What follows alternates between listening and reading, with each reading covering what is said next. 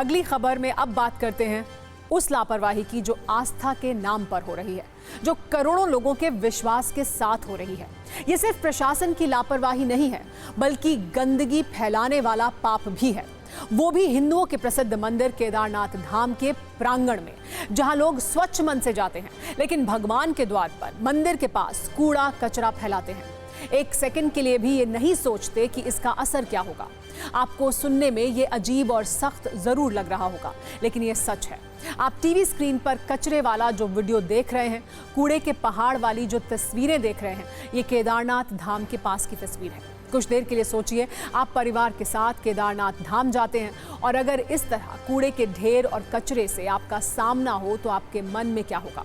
इसी तरह कोई विदेशी श्रद्धालु जब केदारनाथ धाम जाएगा तो इस कचरे को देखकर उसके मन में भारत की कैसी तस्वीर बनेगी। ये प्रश्न उन सभी लोगों से है जो मंदिर पूजा करने जाते हैं और कचरा फैला कर आ जाते हैं। ये प्रश्न कुंभकर्ण वाली नींद में सोए प्रशासन से है, जो अपने कर्तव्य को भूल चुका है और इसकी वजह से केदारनाथ धाम में कचरे का पहाड़ बन रहा है। आपको बताते हैं कचरे की कहानी कैसे सामने आई है। यूपी के नोएडा के एक पर्यावरणविद ने आरटीआई से कचरे को लेकर जानकारी मांगी। उत्तराखंड सरकार की ओर से दिए गए जवाब के अनुसार पिछले 2 वर्ष में केदारनाथ धाम के पास 49.18 टन कचरा डाला गया है। फिर से सुनिए, केदारनाथ धाम में 2022 में से 2024 के बीच कुल 49,180 किलोग्राम कचरा मंदिर के पास 2 गड्ढों में डाला गया है। अगर इसे आप प्रति वर्ष के हिसाब से बात करेंगे तो औसतन 24,590 किलोग्राम कचरा डाला जा रहा है। इसे और भी आसान भाषा में समझें तो हर महीने में 2049 किलोग्राम है और हर दिन औसतन 67 किलोग्राम कचरा डाला जाता है। पर्यावरण को लेकर वैसे भी केदारनाथ धाम संवेदनशील क्षेत्र में रहा है। वर्ष 2013 की त्रासदी की जख्म वाली तस्वीरें और दर्दनाक कहानियां आज भी रूह कपा जाती हैं। इसके बावजूद केदारनाथ धाम में लापरवाही का विशाल पहाड़ खड़ा किया जा रहा है, जो अपने आप में चिंता का एक बड़ा विषय है। सवाल यह भी है कि केदारनाथ में कूड़ा प्रबंधन की कोई प्रणाली नहीं है। जब सरकार और प्रशासन को इसकी जानकारी है कि हर वर्ष अच्छी संख्या में लोग यहाँ आते हैं, तो व्यवस्था क्यों नहीं की जाती है?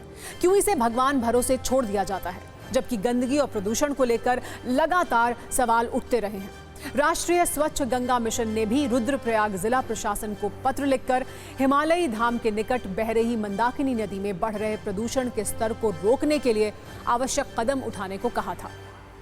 आपको बता दें, 4 धामों में से एक केदारनाथ धाम के कपाट 3 नवंबर को शीतकाल के लिए बंद कर दिए गए थे। इस साल बाबा केदार के दर्शन के लिए 16.5 लाख भक्त आए थे।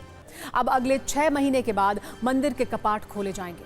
हर वर्ष इसी तरह बड़ी संख्या में लोग केदारनाथ धाम जाते हैं और हर वर्ष इसी तरह कचरे को लेकर प्रशासन की ओर से नाकाफी इंतजाम किए जाते हैं। आरटीआई से मिली जानकारी के अनुसार 2022 में 13.20 टन कचरा था। 2023 में 18.48 टन कचरा केदारनाथ धाम के पास था, जबकि इस वर्ष 17.50 टन कचरा अब तक डाला जा चुका है। चिंता की बात यह है कि उसमें 23.3 टन अकार्बनिक कचरा भी है। हालांकि इनका रिसाइकल कर दिया गया है। केदारनाथ मंदिर करीब 12,000 फीट की ऊंचाई पर स्थित है। अब हम आपको बताते हैं कि लोग पुण्य कमाने के लिए केदारनाथ यात्रा या फिर 4 धाम यात्रा पर जाते तो हैं, लेकिन इस यात्रा के दौरान पहाड़ों के साथ वो जो कुछ करते हैं वो किसी पाप से कम नहीं है। ये पाप है कचरे के पहाड़ का। आज ऐसे कई लोगों को हैरानी के साथ साथ थोड़ी शर्मिंदगी भी ये जानकर होगी कि 4 धाम यात्रा के दौरान सिर्फ रुद्रप्रयाग से रोज 30 क्विंटल कचरे का ढेर साफ किया जा रहा है। रुद्रप्रयाग को आप ऐसा जंक्शन कह सकते हैं जहां से केदारनाथ और बद्रीनाथ के लिए अलग अलग रास्ता जाता है। उस रुद्रप्रयाग से रोज जिस 30 क्विंटल कचरे का ढेर साफ किया जा रहा है, उसमें से करीब 2 से 3 क्विंटल कचरा सिंगल यूज और मल्टी लेयर प्लास्टिक है और ये खुद अर्बन डेवलपमेंट डायरेक्टोरेट के अधिकारी का बयान है। इस कचरे में प्लास्टिक के अलावा स्नैक्स और कैंडी के खाली रैपर और टूटे हुए जूते चप्पल भी बड़ी मात्रा में मौजूद हैं। यानी कभी 4 धाम यात्रा के नाम पर, कभी घूमने के नाम पर, तो गर्मियों की छुट्टियों के नाम पर पहाड़ पर जाना हर किसी को पसंद है। लेकिन हमारी आप सभी से ये अपील है कि पहाड़ पर जाते वक्त कुछ नैतिक जिम्मेदारियों को नोट करके भी अपने साथ लेकर जाएं, वरना इसके नतीजे आने वाले वक्त में बहुत भयानक हो सकते हैं।